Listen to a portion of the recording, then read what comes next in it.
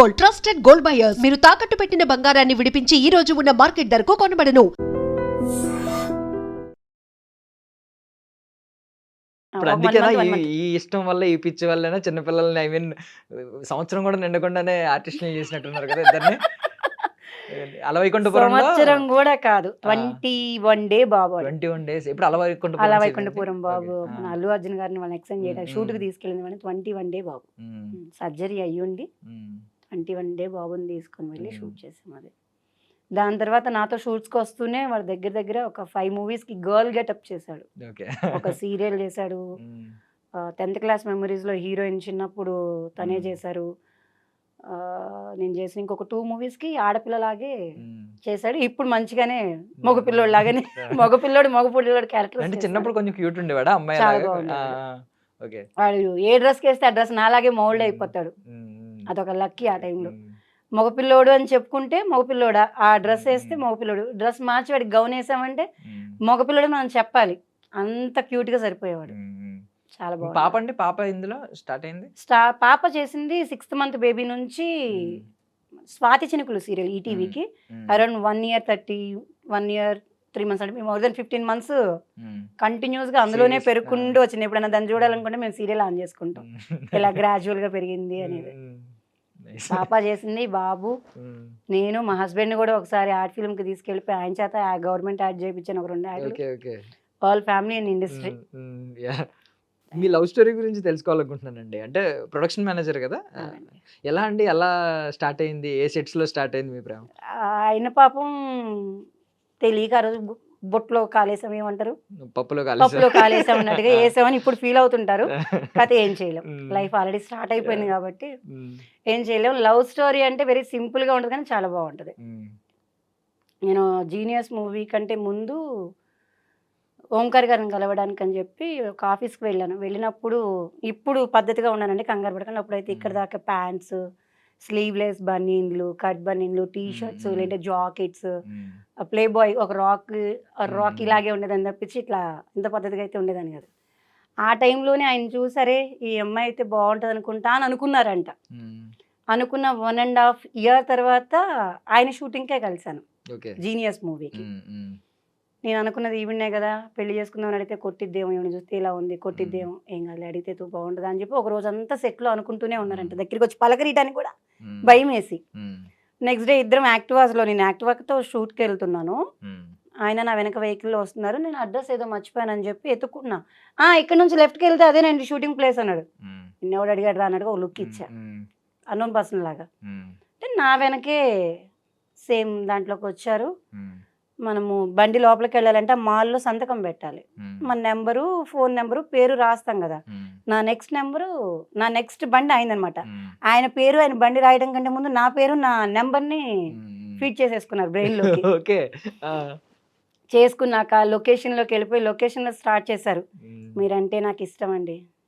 నేనంటే మీకు ఇష్టం, సర్లే ఎవరోలే, నేను మీతో ఫ్రెండ్షిప్ చేద్దాం అనుకుంటున్నానండి. షూట్లో ఎవరోలే కాల్ చేస్తున్నారు, కరెక్ట్గా అయితే మాట్లాడుతుంటే కట్ చేస్తున్నారు. డౌట్ వచ్చింది, మనకున్న దేవుడి వల్ల చిన్న చిన్న తెలివితేటలకి ఈ స్పాట్లో నుంచే ఎవరో చేస్తున్నారు. నేను కాల్ చేసిన టైం చూసి కరెక్ట్గా ఆయన కాల్ నార్మల్గా జేబులో పెట్టుకుని ఏమైనా నుంచి ఇలా చూసేవాడు. ఏదో ఈ మనిషి మీద టార్గెట్ ఉంది నేను అనుకుంటా. కాదు పాపం, ఈయన అసలు మనిషిని దగ్గరికి వచ్చి మాట్లాడతలేదు, ఇంత ఇన్నోసెంట్గా ఉన్నాడు, ఈయన అయ్యి ఉండలే అనుకొని మళ్ళీ ఎదుగుతున్నా. తెలివిగా నా ఎదురుగానే నుంచొని నాకే కాల్ చేసి ఫోన్ జేబులో పెట్టుకొని మాట్లాడకుండా నా ఇంకా చూస్తూ ఉండేవాడు ఆ రోజు అంతా. 99.999% కన్ఫర్మ్ అయింది ఈయనే. నేను ఆయన కంటే పెద్ద తెలివిగా రింగ్ చేసేసి నేను ఫోన్ ఒళ్ళో పెట్టేసుకొని నేను ఆయన ఇంకే చూస్తూనే ఉండేదాన్ని, ఈడేమైనా ఫోన్ ఎత్తుతాడా అని. ఆయన నాకంటే తెలివిగా ఫోన్ ఎత్తేవాడు కాదు. ఫోన్ రింగ్ అవుతున్నా మనం ప్రెస్ చేస్తాం కదా, సౌండ్ రాకుండా ఇలా ప్రెస్ చేసేసి సైలెంట్గా నుంచునేవాడు. దొరికెళ్ళే దొంగ అనుకున్నా. సాయంత్రం వెళ్ళేలోపు చిన్న కౌంటర్ వేసాను, పాపం భయపడిపోయి నేను సాయంత్రం ఇంటికి వెళ్ళక ముందే ఫోన్ చేసి ఏమైందండి నన్ను ఇంత మాట అనేసి వెళ్ళిపోయారు. మీరెవరండి? అదేనండి నేను అక్కడ మాట్లాడాను కదా. మరి ఇందా ఫోన్ చేస్తే ఎత్తలేదు. లేదండి. ఎందుకు రింగ్ చేసావు? మాట్లాడదాం. ఎందుకు మెసేజ్ చేస్తున్నారు? రేపు కలిస్తే చెప్తా. డైరెక్ట్ ఏం లేదు, రేపు కలిస్తే చెప్తా. సరే పద్ధతిగా ఉన్నాడు, మాట్లాడటం కూడా మంచిగానే ఉంది, వల్గర్ లాంగ్వేజ్ ఏం లేదు, కలవడంలో తప్పు లేదు కదా అనేసి వెళ్ళి కలిసాం. సహజంగా ఎవరన్నా లక్ మీకు ఎవరన్నా నచ్చితే ఏం చేస్తారు మీరు? ఐ లవ్ యూ, ఇష్టపడుతున్నాను, నేను మిమ్మల్ని అన్ని సంవత్సరాలు చూస్తున్నా, ఇన్ని సంవత్సరాలు చూస్తున్నా, ఇవి అవి అని ఏవేవో చెప్తాం కదా. నిజం చెప్పాలంటే సొల్లు అంటాం. ఏం మాట్లాడలా. కాల్ చేసింది అయితే నేనే, మెసేజ్ పెడుతుంది నేనే, మీరు అలా తిడతాం బాగాలేదు, నేను మిమ్మల్ని పెళ్లి చేసుకుందాం అనుకుంటున్నా, మీకు ఇష్టమైతే చెప్పండి, మా వాళ్ళతో మాట్లాడి మిమ్మల్ని పెళ్లి చేసుకుంటాం. ఇంక అసలు మీకు ఇష్టమా, ఐ లవ్ యూనా, అసలు ఏది లేదు. ఆయన డైరెక్ట్గా అడిగినప్పుడు అప్పటికే నాకు 27 years, నాకు మ్యారేజ్ మీద చిన్న మెత్తు అంటాం కదా, అంత కూడా ఇంట్రెస్ట్ లేని దాన్ని. ఆయన ప్రపోజల్కి పడిపోయా సీరియస్గా. ఐ లవ్ యూ చెప్పినట్టయితేనో లేకపోతే తిరుగుదామంటేనో నేను దేనికన్నా అంటే స్కిప్ అయిపోయేదాన్ని ఏమో తెలియదు, కానీ ఒకటే మాట, కాల్ చేసింది నేనే, మెసేజ్ చేసింది నేనే, నేను మిమ్మల్ని ఇష్టపడుతున్నా, పెళ్లి చేసుకుందాం అనుకుంటాం, మీకు ఇష్టమైతే చెప్పండి, మా వాళ్ళని తీసుకొచ్చి మాట్లాడిస్తాం, direct face to face. Okay, కొద్దిగా టైం ఇవ్వండి. పర్లేదండి, సాయంత్రం దాకా తీసుకోండి. చాలా షార్ప్, సాయంత్రం దాకా తీసుకోండి. మీరు నమ్ముతారో లేదో, ఆ నెక్స్ట్ డే మార్నింగ్కే నేను షూట్కి వెళ్తుంటే, లొకేషన్కి వెళ్తుంటే దారిలో ఒకసారి ఇక్కడ ఆగని మాట్లాడతానని చెప్పి అక్కడ ఆపేసి వాళ్ళ అమ్మగారి చేత ఫోన్ మాట్లాడిచ్చారు. మా అబ్బాయి అబద్ధం చెప్పట్లేదమ్మా, నువ్వంటే ఇష్టం అంట, సంవత్సరం నుంచి చెప్తున్నాడు, మీకు ఇష్టమైతే మేము వచ్చి మాట్లాడతాం, మేము వచ్చి మాట్లాడినా మీరు వచ్చి మాట్లాడినా, మా అబ్బాయికి మీరు అంటే ఇష్టం అంటాం, పర్లేదు నీకు ఇష్టమైతే చెప్పు, చేస్తాం పెళ్ళి. అత్తయ్య గారు, అరే నిన్నే ప్రపోజ్ చేశాడు, తెల్లారితే వాళ్ళ అమ్మగారితో మాట్లాడిచ్చాడు, సర్లే ఎంతో కొంత మంచోడు అయి ఉంటాడులే అని. మంచోడేలే. మా అమ్మగారికి చెప్తే మా అమ్మగారు వెరీ సిన్సియర్గా, లేదు మీకు మేనమామ ఉన్నాడు, వాళ్ళ పిల్లలు ఉన్నారు కదా, వాళ్ళ పిల్లలు ఇచ్చేస్తాను, నేను ఆల్రెడీ ఒకరిని ఇష్టపడ్డానని చెప్పి తీసుకొచ్చి నీ ముందు పెట్టాక వాడిని చేసుకుంటా వీడిని చేసుకుంటాడు, నేను చెప్పానా, నేను వీడినే చేసుకుంటా అనుకొని మధ్యలో ఒక 8 months అంతే. ప్రపోజ్ జరిగాక పెద్దవాళ్ళు వాళ్ళు మనము మా వాళ్ళు వెళ్ళి వాళ్ళ ఇంట్లో చూసుకొని జస్ట్ ఒక 8 months ఏమో గ్యాప్ ఉంది, 8 monthsలో చేసేసుకున్నాడు. ఇప్పుడు అయ్యో అని తలపడుకు, ఆ రోజు తెలియలేదు ఇంత రాక్షసు అని, ఇలా వెరీ లేట్ రియలైజేషన్. కానీ ఇప్పుడు ఏం చేయలేం. బట్ సినిమా స్టోరీ లాగా ఉంది ఇది కూడా, సీరియస్ గా చెప్తున్నా కదా, చాలా అది చెప్పుకుంటూ పోతుంటే అది ఒక ఇదిగా ఉంటది. అందులో కూడా ట్విస్ట్లు ఉన్నాయి. మ్యారేజ్కి బిఫోర్ వాళ్ళ ఊర్లో దసరా పండుగ, మన తెలంగాణ వాళ్ళు కదా, సిరిసిల్ల దగ్గర దసరా పండుగ చాలా బాగా జరిగిద్ది. మేము బేసిక్గా ఆంధ్ర, తెనాలి, మనకు అసలు దసరానే తెలియదు, హైదరాబాద్లో ఉన్నామన్న పేరుకే కానీ అంత దసరా పండుగ, బోనాలు ఇవన్నీ హైదరాబాద్లో చాలా తక్కువ కదా. వాళ్ళ ఇంట్లో ఊర్లో వాళ్ళ హంగామా చూపించుకోవడం కోసం అని చెప్పి వాళ్ళ అమ్మగారిని బతిమలాడి, వాళ్ళ చెల్లిలో వాళ్ళ పిన్ని గారు వాళ్ళ పిల్లల్ని బతిమలాడి, మా పిన్ని గారి వాళ్ళ అంటే చిన్నత్తయ్య గారి వాళ్ళ కూతురు ఫ్రెండ్ లాగా నన్ను ఇక్కడ నుంచి వాళ్ళ ఊరు తెప్పించుకున్నాడు కార్లో. వాళ్ళ ఊరుని చూడు, ఇక్కడ పండగ ఎలా ఉంటుంది, ఇక్కడ పండగ విలేజ్ ఎలా ఉంటుంది చూసుకుందు అని. వాళ్ళ ఫ్రెండ్ లాగా వెళ్ళాము. ఎవరండి ఎవరండి ఊర్లో అడుగుతారు కదా కొత్త అమ్మాయి అంటే, పలానా వాళ్ళ ఫ్రెండ్ అని చెప్పి వాళ్ళ ఫ్రెండ్గానే పరిచయం చేస్తున్నారు. నాకు మాత్రం ఊరంతా తిప్పి చూపిస్తున్నారు. కాకపోతే పండగ జరిగింది, దసరా పండగ ఫస్ట్ టైం, బతుకమ్మలు అంటే ఇలా ఉంటుందా అని ఫస్ట్ టైం ఆ ఊర్లోనే చూశాను. మా ఆయన గారు నచ్చడం ఫస్ట్, మా అత్తగారు నచ్చడం సెకండరీ. మెయిన్ థింగ్ ఏంటంటే నాకు ఆ ఊర్లో మా ఇల్లు ఇష్టం, మా అత్తగారు వాళ్ళ ఇల్లు ఇష్టం.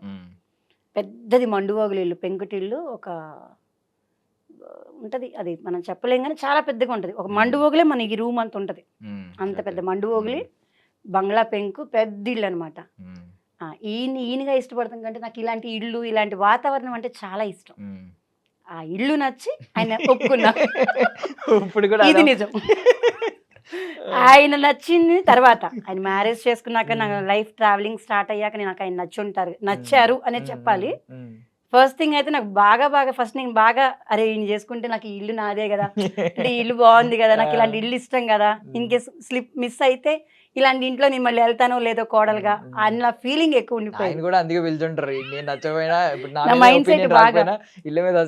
నేను ఎన్నిసార్లు అడుగుంటాను, అమ్మా నేను ఒక్క రోజు కూడా పద్ధతిగా ఆడపిల్లలాగా ఒక డ్రెస్ వేసుకొని చున్నీ వేసుకుంటూ నాకే తెలియదు, మీరు ఇంత పెద్ద కుటుంబంలో పెద్ద కోడలుగా ఎలా తీసుకెళ్ళగతాను, అసలు ఇది ఎలా ఉంటుందని ఎట్లా అనుకున్నామంట. మా అత్తగారు 4 అత్తగారులు, మా అత్తగారే పెద్ద ఆవిడ. 4 అత్తగారులు పెద్ద కొడుకు ఈయనే, ఆ ఇంటికి నేనే పెద్ద కోడలు. అది నేను నిజంగా నా ప్రీవియస్ మీరు మూవీస్ చూడండి, లేదంటే నా విడిగా నా ఫొటోస్ కానీ, నా మైండ్ సెట్ కానీ, నేనుండే తీరే ఇట్లా బోర్లు వేస్తామంటాం కదా, అలా ఆపోజిట్ చేశారు ఆయన. ఆయన కట్టుకోకపోతే మేబీ ఇలా ఉండేదాన్ని కాదేమో, ఇంకా అలాగే ఫంకీగా ఉండేదాన్ని ఏమో, మ్యారేజే చేసుకోకపోయి ఉండొచ్చు. ఎందుకంటే థాటే లేదు, తనని చూసి తను ప్రపోజ్ చేసేదాకా పెళ్లి మీద ధ్యాసే లేదు. బట్ అల్లు అర్జున్ గారి ఇంపాక్ట్ మీ లైఫ్లో చాలా ఉంది. ఇప్పుడు అల్లు అర్జున్ గారు ఐకాన్ స్టార్ అయిపోయారు. నిజంగా ఆ రోజు కనుక బస్తీలో ప్రేమించే లవర్ క్యారెక్టర్ మీరు, బస్తీలో వన్ సైడ్ లవర్, నిజంగా ఒళ్ళో చనిపోయినప్పుడు ఎంత అందరూ కన్నీళ్ళు పెట్టేశారు. అల్లు అర్జున్ గారు వేదం సినిమాలో చనిపోతున్నప్పుడు అది మీ ఒళ్ళో నిజంగా ఆయన పడుంటే, ఆయన పడుకొని ఉంటే నిజంగా షాట్ చాలా బాగుండేది. మీ కెరియర్ అసలు వేరే లెవెల్లో ఉండేదేమో, నిజంగా వేరే టర్న్ అయ్యేదేమో, కంప్లీట్ ఖచ్చితంగా అయ్యేది. అది నా టైం బ్యాడ్ అనుకోవాలి అంతే. దాన్ని ఇప్పుడు మనం అనుకున్నా ఇది కాకపోతే నాకు ఎక్కడ హ్యాపీనెస్ అనిపించింది అంటే, క్రిష్ గారు అదే పనిగా ఫోన్ చేసి, సంధ్య మీ క్యారెక్టర్ తీసేస్తున్నాము, ఇది కారణం అని ఆయన చెప్పడం వల్ల బాధ అనేది ఎంత ఉన్నా హ్యాపీ అనిపించింది. అంటే ఒక గౌరవం ఇచ్చారు మనకి, ఒక ఆర్టిస్ట్గా ఒక క్యారెక్టర్గా ఇది తీసేస్తున్నానని మనకు ఒక మాట చెప్పడం కూడా అది ఆయన సంస్కారానికి నమస్కారం పెట్టాలి. అంటే మీకు మీ క్యారెక్టర్ కి ఒక ప్రాపర్ ఎండింగ్ డిజైన్ చేసుకున్నారు ఆయన మైండ్ లో. ఆ ఎండింగ్ లేకపోయేసరికి మొత్తం అంతా తీసేశారు. లెక్క ప్రకారం ఉంచొచ్చు. స్లమ్ గర్ల్ లాగా స్లమ్ లో ఆయన ఎలా అయితే స్లమ్ లో తిరుగుతున్నారు, మన ఫిల్మ్ నగర్ గల్లీ ఏరియా అంటే ఆ స్లమ్ ఏరియా అంటే ఆ ఏరియాలో క్యారెక్టర్ ని ఉంచొచ్చు. ఆయన అనుకున్న, మీరు అన్నట్టుగా ఆయన అనుకున్న క్యారెక్టర్ ఎండింగ్ లో ఈ క్యారెక్టర్ లేదు. మీకు అంటే నేను అనుకోవడం ఏంటంటే, ఇప్పుడు రఘుబాబు గారు చనిపోయిన తర్వాత ఒక డైలాగ్ చెప్తారు ఆ టైంలో, ఈడి చావలేదురా చావే చచ్చింది అంటారు. అలా మీకు కూడా ఒక పవర్ఫుల్ డైలాగ్ పెడదాం, ఒళ్ళో ఒక వన్ సైడ్ లవర్ బాధ పెడదాం. ఆవిడ వచ్చి నుంచుంటారు, ఈవిడేంటంటే ఒళ్ళు అలా పెట్టుకొని ఇక ఏడుస్తూ ఉంటది క్యారెక్టర్. ఒక్కటే సీన్ మిస్ అయింది నాకు, ఓవరాల్ షూట్ మొత్తంలో ఒకటే సీన్ మిస్ అయింది. అతను ఒక పాష్ గర్ల్ కోసం చూసాడు కానీ బస్తీలో అసలైన ప్రేమ ఉంది అన్నట్టు ఏదో ఒక షార్ట్ కన్వే చేద్దాం అనుకున్నాను. దీక్షా సేత్ గారు ఆల్రెడీ వర్క్ చేసాము. ఆ ఫైట్ సీక్వెన్స్ లో కేబుల్ డబ్బులు ఇరా అంటే మొత్తం పరిగెడతారు కదా, ఆ పరిగెత్తే సీన్లరే నాకు డబ్బులు ఇవ్వాలరా, ఇవ్వకుండా ఉన్నాం, మళ్ళీ వీడి డబ్బుల కోసం కొడుతున్నారంటే వాళ్ళని ఎదురు అమ్మాయి ఫైట్ చేయడం. అందులో కూడా మీరు నేను ఒక విషయం చెప్పిన, ఇడ్లీ అమ్మే అమ్మాయి ఆ క్యారెక్టర్. ఆ క్యారెక్టర్ చేసినప్పుడు నేను చాలా ఫీల్ అయ్యారు, ఇది నా రియల్ క్యారెక్టర్ కదా, చాలా ఇదిగా వర్క్ చేసాం. అది పోయింది కాబట్టి మాట్లాడుకోకూడదు. చెప్పినా నమ్మటానికి డైరెక్టర్ గారు మళ్ళీ అవునరా అమ్మాయి చేసిందని చెప్పేది తప్పించి ప్రూఫ్ లేదు, అంతే కదా. ఆవిడ చేసింది అని ఎవరు చెప్పాలి? తీసిన డైరెక్టర్ గారు చెప్పాలి. నేను ఎన్నిసార్లు చెప్పుకున్నా నేను చెప్పుకున్నట్టే ఉంటుంది. అది ఈరోజు మన కోసం వచ్చి చెప్పేస్తే అంటే ఇదిలో ఆయన లేరు పెద్దవాళ్ళు, ఏదో ఒక సందర్భం రాకపోద్దా ఆ రోజు, అరే ఈ క్యారెక్టర్ ఆ రోజు అమ్మాయిని మేము మిస్ చేసుకున్నామని ఆయన చెప్పే స్టేజ్ లో నేను ఉండాలని ఎదురు చూస్తుంటా. అల్లు అర్జున్ గారిని లవ్ చేసే క్యారెక్టర్ అద్భుతం, ఒక సిన్సియర్ లవర్. అంతే కదా. సూపర్.